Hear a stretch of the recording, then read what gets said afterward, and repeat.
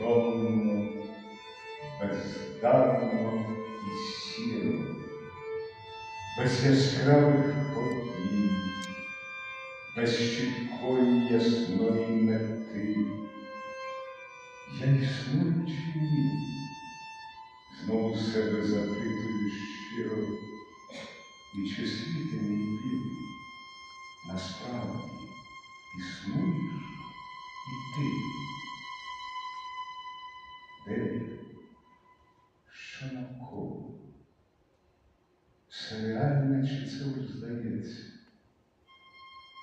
Я людина, а тіло моє безпорадне і крихке. Тільки хто ж таки мислить? І що мені гучно так б'ється і питає щомить, то хто ж я, чи що я таке? Хто мені спричиняє потік нескінченних думок?